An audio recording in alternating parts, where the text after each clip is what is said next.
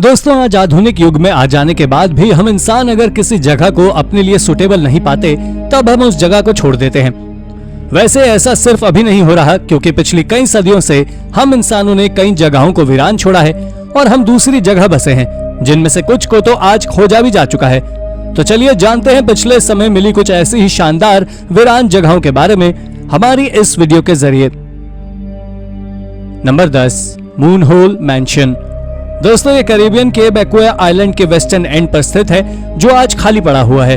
आपको बता दें कि इसे एक वॉल्केनिक रॉक्स के अंदर कार्व कर बनाया गया था, जिसे एक कपल के द्वारा अपने लिए एक ड्रीम होम की तरह तैयार किया गया था और ये ओशन के बहुत ही नजदीक था।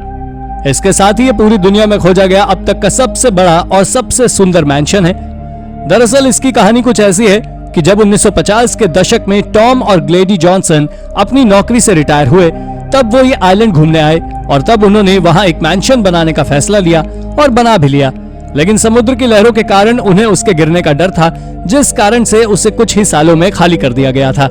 खैर, जो भी हो, पर यह दुनिया के सबसे शानदार मैंशंस में से एक है। Number 9, Roman ghost city. दोस्तों, आपने कई सारी रोमन सिटीज के नाम सुने होंगे, लेकिन एल ओएड दुनिया की सबसे ऐसी सिटीज में से एक है जिसे हजारों डोम्स का टाउन भी कहा जाता है। यह सिटी आज अल्जेरियन ओएसिस में स्थित है, जो नॉर्दर्न सहारा डेजर्ट के बीचों बीच है और इसी के कारण इसे घोस्ट टाउन के नाम से भी जाना जाता है। आपको जान लेना चाहिए कि यह सिटी रोम के लोगों की कला का एक सबसे अच्छा प्रदर्शन है, जो करीब 123 एकड़ में फैली हुई है और इसे 1950 के दशक में आर्कियोलॉजिस्ट ने पहली बार खोजा था। और तो और ये पूरी दुनिया में मौजूद ऐसी पहली सिटी है जहां सबसे पहले स्ट्रीट सिस्टम को खोजा गया है। इसको 100 एडी के दौरान बनाया गया था, जिसमें 10,000 से ज्यादा घर मौजूद हैं, लेकिन आखिर इसे खाली क्यों किया गया, इसका पता आज तक कोई नहीं लगा सका है। Number 8, Aegidium theatre. Aegidium theatre आज बेल्जियम के सबसे बिजी स्ट्रीट्स पर मौजूद है और इसकी कहानी बहुत बड़ी है। दरअसल इसके असली मालिक ने इसे साल 1906 में बनवाया था, जिन्होंने इसे डायमंड पैलेस नाम दिया था और इसे उस समय पार्टीज के लिए उपयोग किया जाता था। लेकिन इसके पुराने मालिक के मरने के बाद नए मालिक ने इसे पैंथियन पैलेस यानी कि एक नया नाम दिया, जिसे डांस नाइट के लिए साल 1929 तक उपयोग किया जाता रहा। लेकिन उसके कुछ सालों बाद दोबारा उसका ओनर बदला, जिसने उसे एजिडियम थिएटर नाम दिया और उस डांस हॉल से उस बिल्डिंग को एक मूवी थिएटर में बदल दिया, जो अगले 50 सालों के अंदर काफी ज्यादा फेमस हो गया। हालांकि 1979 में उसी ओनर ने इसे मूवी थिएटर से बदलकर डे सेंटर बना दिया और उसके कुल 6 दिन बाद ही सरकार ने इसके दरवाजे हमेशा के लिए बंद कर दिए, क्योंकि 1906 से लेकर ना जाने इस बिल्डिंग में कितने बदलाव किए गए थे, जिस कारण से इसका स्ट्रक्चर पूरी तरह हिल गया और इसके गिरने का खतरा बन गया, जिस कारण से ये आज भी बंद है और इसे रेनोवेट कराने का खर्च भी कुछ ज्यादा ही है। नंबर 7, मेजर ग्रिस्ट मिल। दोस्तों, मेजर ग्रिस्ट मिल को नॉर्थ कैरोलिना के वेल्डीज में खोजा गया था और अगाडू थिएटर की तरह ही इसे भी 1906 में बनाया गया था, जिसे कॉर्न के साथ और कई अन्य तरह के अनाजों को पीसकर उसका आटा बनाने के लिए उपयोग किया जाता था। पर 1916 में आए एक बाढ़ ने इसे पूरी तरह तबाह कर दिया और बची हुई चीजों से उसके ओनर का खर्च तक नहीं निकलता था, जिसके कारण 1940 के दशक में उसने इसे बंद कर दिया। लेकिन आपको बता दें कि यह मिल मैकगैलियर्ड नाम के झरने के पानी के कारण काम करती थी और यह झरना दुनिया के सबसे सुंदर झरनों में से एक है, जिसके चलते साल 1982 में इस मिल को रेनोवेट कर दिया गया और साल 2016 में इसके वाटर व्हील को बदल दिया गया था और आज इसे मैकगैलियर्ड फॉल्स पार्क में एक हिस्टोरिकल लैंडमार्क की तरह देखा जाता है। Number 6, the 1984 winter Olympics. साल 1984 का विंटर ओलंपिक्स सैराजेवो बोस्निया में होस्ट किया गया था, जिसमें गवर्नमेंट ने बहुत ज्यादा पैसा फंसाया था और गवर्नमेंट की उस इन्वेस्टमेंट से स्टेडियम और स्लोप के साथ साथ ना जाने कितनी सारी बिल्डिंग्स तैयार की गई थी। लेकिन ओलंपिक्स के शुरू होने के कुछ समय बाद ही टोर सैराजेवो भी सिविल वॉर का हिस्सा बन गया और वहां जमकर युद्ध हुआ, जिसमें हजारों नागरिकों ने अपनी जान गंवा दी और विंटर ओलंपिक्स के तैयार की गई कई सारी चीजें तबाह हो गई। लेकिन इसके बावजूद भी बहुत सी चीजें बच गई और यह आज देखने में किसी मूवी के सीन की तरह नजर आता है। इसकी लगभग हर दीवार पर ग्राफिटी आर्ट नजर आएगा, लेकिन इसके साथ गोलियों के निशान भी नजर आएंगे और ये जगह वाकई इनक्रेडिबल थी, जो आज पूरी तरह खाली है। नंबर 5, बेल्शाइट।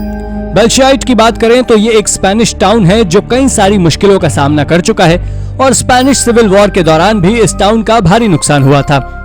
ये वॉर 1936 से लेकर 1939 तक वहां की गवर्नमेंट के खिलाफ चला था, जिस कारण से ये टाउन तब से लेकर अब तक पूरी तरह खाली पड़ा हुआ है। सेसिल डैबी के अनुसार ये जगह आज देखने में किसी टाउन की तरह तो कम लगती है और खंडर की तरह ज्यादा, जो देखने में काफी अमेजिंग है। Number 4, Worcester state hospital. Worcester state hospital United states का सबसे क्रीपीएस्ट और स्कैरी जगहों में से एक है।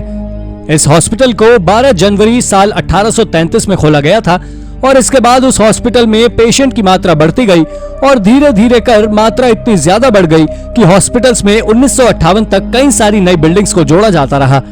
लेकिन 1980 के दशक में वहां के मरीजों को कुछ उल्टी सीधी दवाओं को देने के केस रोजाना पुलिस स्टेशन में आने लगे, जिस कारण से इसे 1985 में बंद कर दिया गया। दोस्तों, इसके पीछे एक और कारण बताया जाता है कि इस हॉस्पिटल में इतने ज्यादा मरीजों की मौत हुई कि शायद ही ऐसा पहले कभी हुआ होगा और तब से लेकर आज तक ये जगह आज तक खाली पड़ी हुई है। Number 3, Edelweiss village. दोस्तों, एडलवाइस विलेज दुनिया की सबसे सुंदर विलेजेस में से एक है और ऐसा इसलिए क्योंकि इसे 1910 के दशक में माउंटेन गाइड्स के रहने के लिए बनाया गया था, क्योंकि उस समय माउंटेन एक्सप्लोरेशन की जोरदार होड़ लोगों के बीच मची हुई थी। लेकिन आज ये विलेज पूरी तरह खाली पड़ा हुआ है, क्योंकि जैसे ही उसके पास में एक नया टाउन बना तब से सारे माउंटेन गाइड्स पूरी तरह उसी गोल्डन टाउन में शिफ्ट हो गए और इस विलेज को पूरी तरह खाली कर दिया गया, जो आज भी अल्पाइन के बॉर्डर पर स्थित है। ऐसा नहीं है कि ये विलेज सुंदरता के मामले में किसी से कम था, बल्कि आपको बता दें कि इस विलेज में बने घर यूरोपियन मिमिक ट्रेडिशनल स्टाइल में बने हुए थे।